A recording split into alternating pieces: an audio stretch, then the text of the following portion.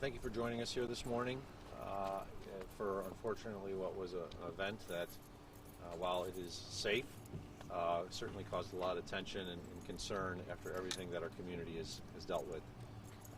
For those of you who don't know, I'm Erie County Executive Mark Poloncarz. I'm joined by the Chairwoman of the Erie County Legislature, April Baskin, as well as Erie County Legislator Howard Johnson. I think this is your district. Yes. This is the district of Legislator Johnson. We are also joined by the Commissioner of the Department of Public Works, William Gary. Public Works is in charge of all county buildings, and it is his responsibility to ensure buildings, including the safety and security of it.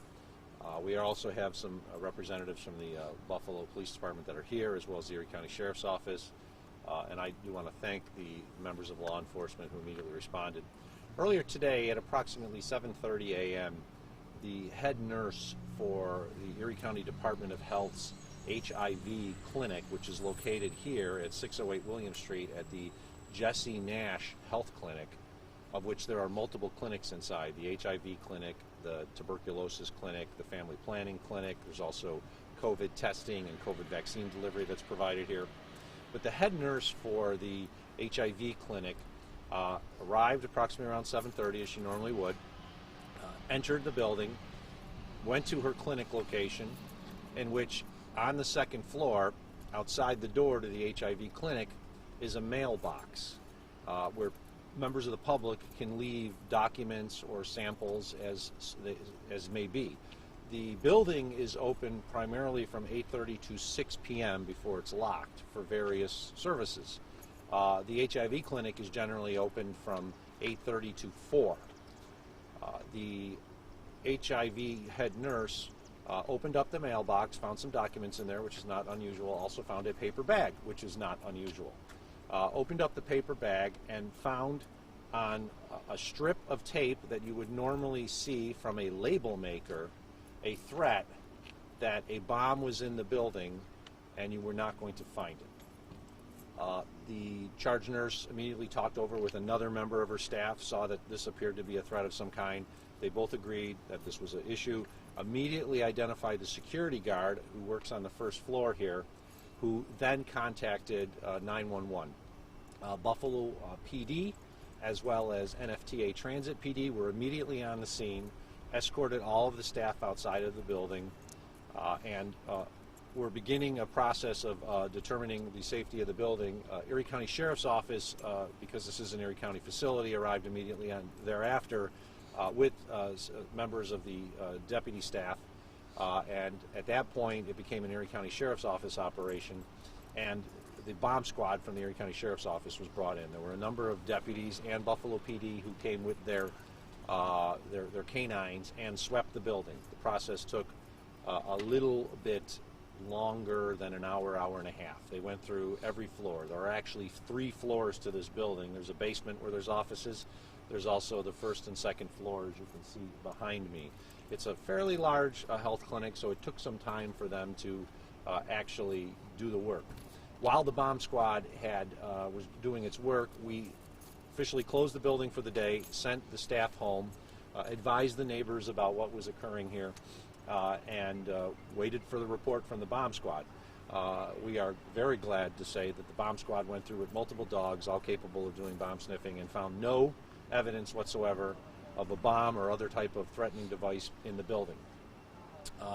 So the building was then given the all clear about a half hour, 45 minutes ago by the Erie County Sheriff's Office for re-entry by staff. We have decided to keep the clinic closed today. It will be closed today. It is our intention to reopen it tomorrow. We'll have some more information on that. Occasionally you'll see people driving in that have appointments for various clinical services that are offered here. We've had to send them home and say that the appointments will be rescheduled, and we're trying to reschedule them as soon as possible. We all know what has happened in our community in the last few days. The city of Buffalo, the county of Erie, they're in pain. They're hurting. 10 lives were taken when a white supremacist came to our community to kill as many African Americans as he could in as short a period of time as possible.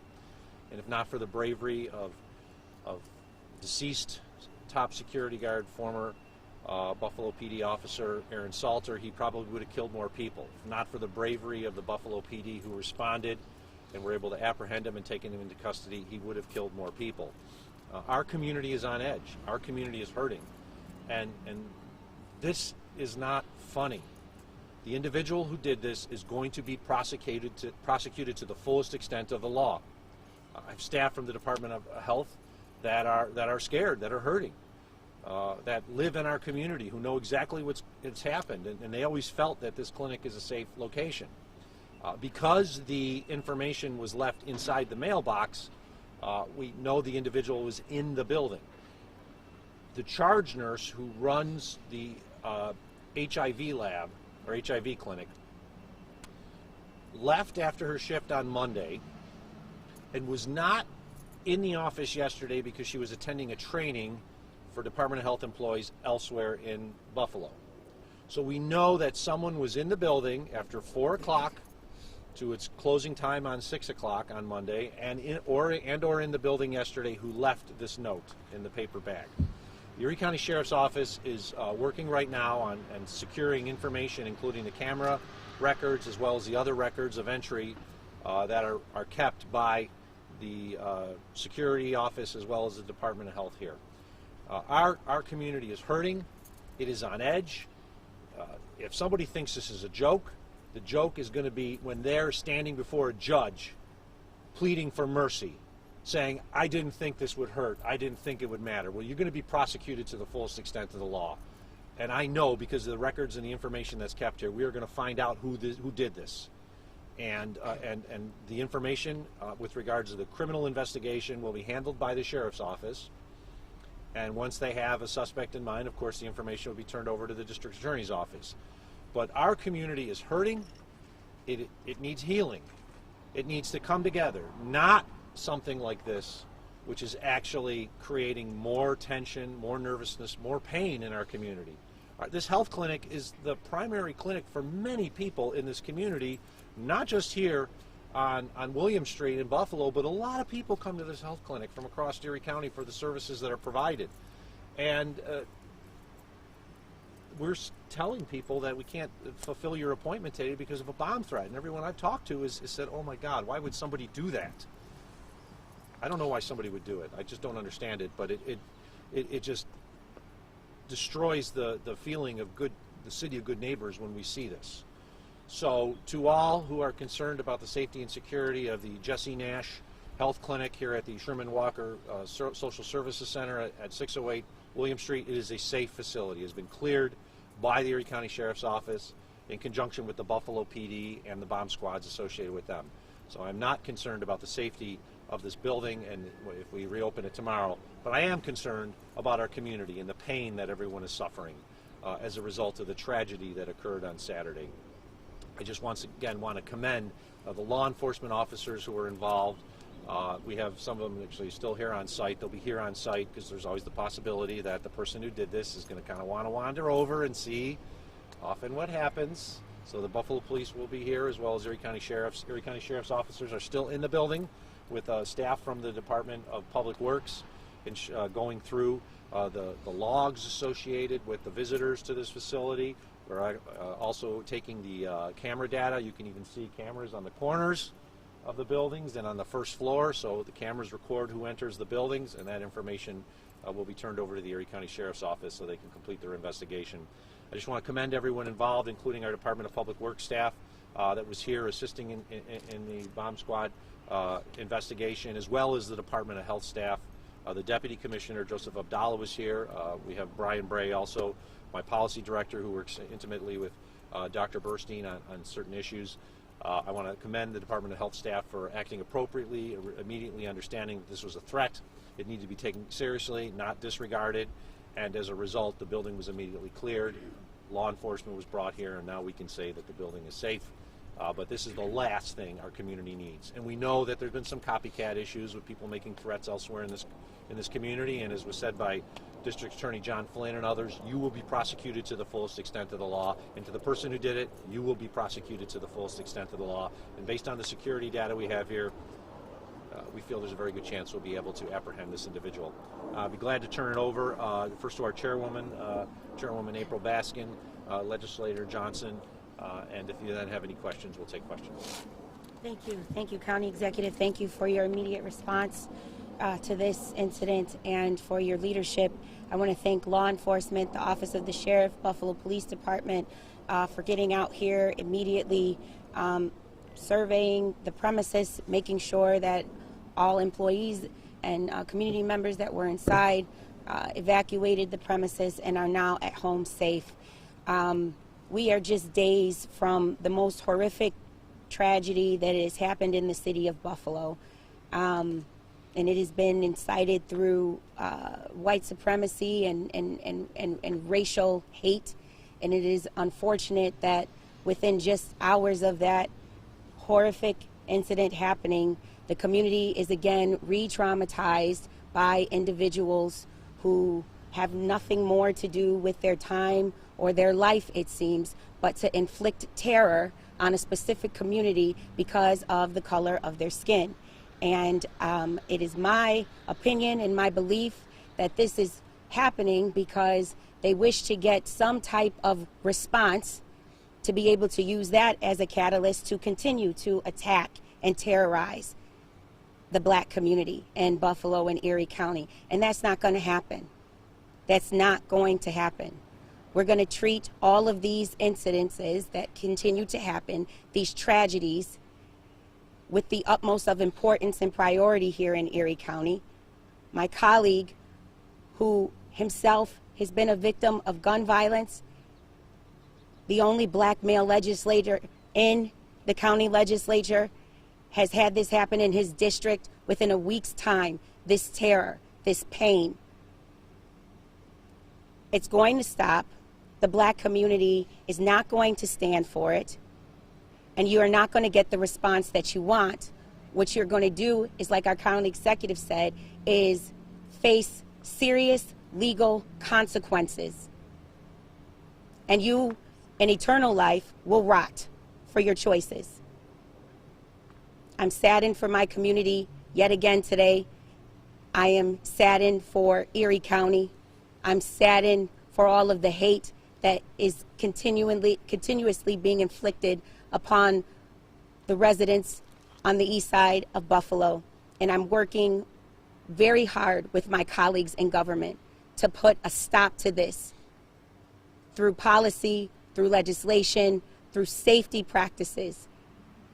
I understand that we have to first yield and grieve and process this appropriately and make sure that our communities are receiving the trauma care that they need to receive in order to face another day, to fight for their dignity, to be able to breathe, and to be able to even exist in their own communities.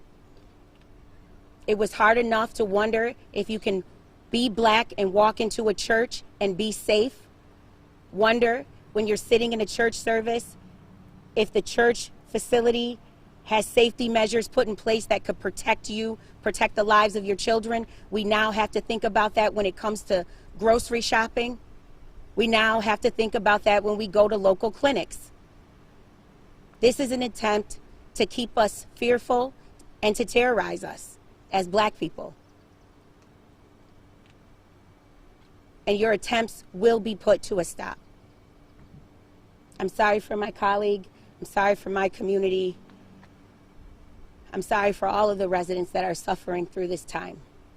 But I stand here with my partners in government, poised and ready to address this matter.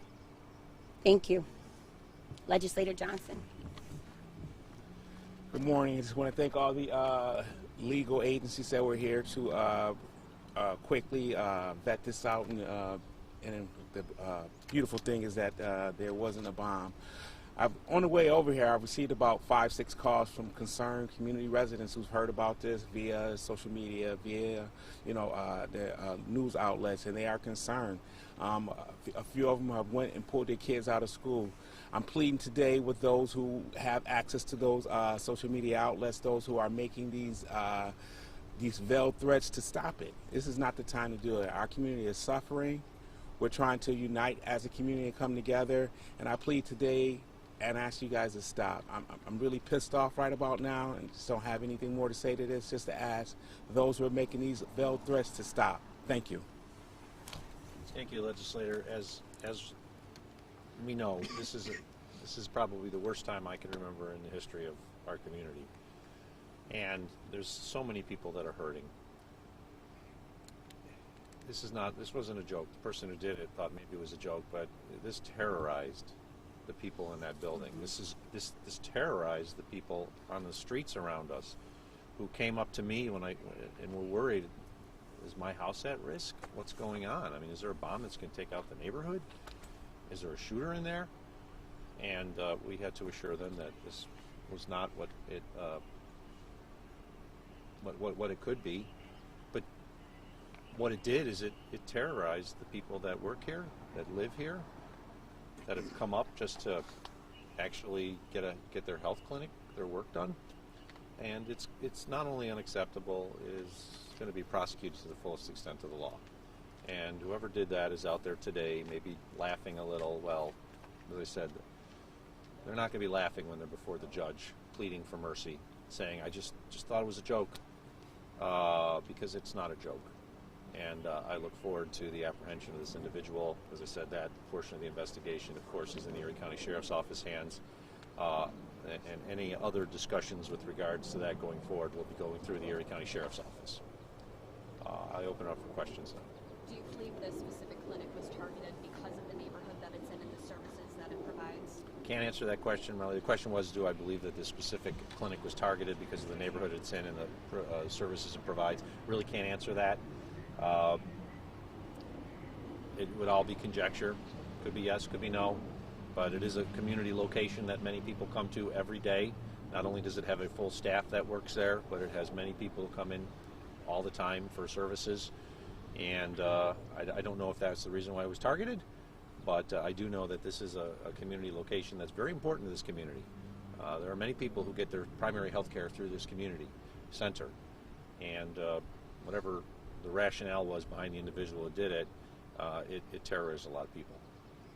There's been a lot of threats lately on social media and various other things, threatening schools, stores, health clinics. What advice do you have for parents, families, guardians of how to deal with these threats, these copycat threats that are going on? Well, first off, I want to assure people there is a security staff here, and in all county buildings there are security staff where we have our workers on a daily basis.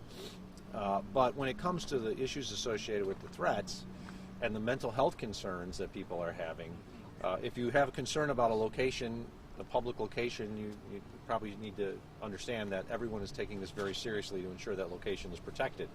But then the other thing that we all are concerned about is the health of our community, the mental health of our community.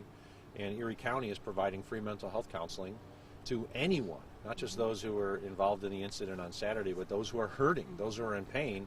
At the Johnny B. Wiley Center at 1100 Jefferson Avenue, we will be providing that free through May 27th from 1 p.m. to 9 p.m. each day. We have specialized services available for children there as well. So if you're hurting and your family's hurting, you can come to us and we will provide services. You can also call the 24-hour helpline through Crisis Services, which I believe is 716-834-3131, and you can talk on the phone at any time. It doesn't matter what time of the day it is. But we know this community is hurting. The county is providing free mental health services, providing and helping with our partners free food through Feed More and Tops at 2 locations now, at the Johnny B. Wiley Center as well as the Resource Council of Western New York building at 347 East Ferry. So we're doing our best to help our community grieve and get through this and heal, but we know that this process is going to take a long time. I have talked to colleagues of mine from across the United States who've gone through this. Some of them have even called me. Communities that have gone through mass shootings, and what they've told me is it takes a long time to heal, and in some ways you never heal. The community will always remember this. Well, it will always be a scar on the community. It's like a scar. I got a scar on my arm from when I was a kid. That happened 40 years ago, but I still got a scar, and I can still remember why that scar was caused. The scar will be there. The scar, the cut heals, but the scar will be there. The families that have lost loved ones are going to be devastated for their life. And as the president said yesterday, hopefully there will be a day in which the thought of their family member doesn't bring a tear to their eye, but a smile to their face. But that's going to take a long time. And for us, we need to provide the services to the community that are necessary so that we can help people heal, first grieve, then heal, and continue to come together as a community. Quickly off topic, just regarding the 911 operator. Yes. As you know, Saturday night when we were live on the air, I was speaking with a woman who was inside of Tops. She called 911 to tell them that there was an active shooter, and the 911 operator asked why was she whispering, and then hung up on her. Yes. First off, the question was in regards to an issue on Saturday when someone who was in Tops called 911, spoke to a 911 operator who asked why the individual was whispering, and I'm not certain about who hung up on who, but the 911 operator was inappropriate. On Sunday, our Department of Central Police Services went through all of the calls associated with Saturday's event, because when you call on a cell phone, regardless of where you are in Erie County, your call goes to the Central Police Services 911 call center run by Erie County in downtown Buffalo. So on Sunday, they went through all the calls. They identified this one call, the issue associated with it. It was completely unacceptable. On Monday, the individual was put on administrative leave pending a hearing which will be held on May 30th, in which our intention is to terminate the 911 call taker, who acted totally inappropriately, not following protocol. We teach our 911 call takers that if somebody's whispering, it probably means they are in trouble. They are in area of concern, and this not just with regards to active shooters, but potentially with regards to domestic violence that someone may be calling. So this call taker, I do not have the name of the individual, and normally we do not release the name of anyone who's currently under administrative suspension or leave. But I actually don't know the name of the call taker, is currently on administrative leave, was put on administrative leave on Monday after the investigation was performed. On Sunday, the individual was called before, I think, even coming into work, and said, you are suspended on administrative leave through May 30th, and it is our intention to terminate that individual for what was completely inappropriate response in a terrible situation. How long had that worker been on the job for the county? The question was, how long had the worker been on the job for the county? I don't know that answer. I've just been advised by my press secretary, Peter Anderson, the person had been on the county's job in this position for 8 years. Did you have a chance to listen to it at all? I have not listened to it. It's described. I've just been truthfully so active with everything else, especially the mental health and the food distribution. But I am going to listen to it. But it was described to me by everyone who heard it internally that it was the completely wrong response. Our training indicates to individuals someone may call whispering because if they are, they could be in danger. It could be an active shooter. It could be a domestic violence situation where the person is in the house with them. But it is inappropriate. The person was suspended, put on administrative leave, and it is our intention to terminate that individual. But we have to go through a process that exists through our union contract in which we go forth, present the information, the individual has an opportunity to respond. Our intention is to terminate that employee. Is that person on leave with pay or without pay? The person is on leave with pay. That is the standard pursuant to the contract that we have with the employees that work in that division. That is I believe, a CSEA employee, a white-collar employee, and under the CSEA contract, they are placed on paid administrative leave. But it is our intention to move that as quickly as possible and to have the hearing on May 30th. Can that tape be released? It may be released at this point. We're waiting. I have to wait for the legal issues associated with it, and we're also going forth with the hearing. But I have not heard it. Well, what I've been told is it's just a completely wrong response. And I'm sure that the transcript will be released as well as the tape eventually. Any other questions? All right, thanks everyone. Be safe and well. And let's keep the entire community in our thoughts at this time. And hopefully this is the last of these type of stupid acts that we have to deal with. I'd like to say stupid acts, but it's really, as we all said, a terrorizing act that cuts right to the heart of the people who work here, the people of the community, and to the person who did this, you're going to get caught and you're going to get prosecuted. Thanks.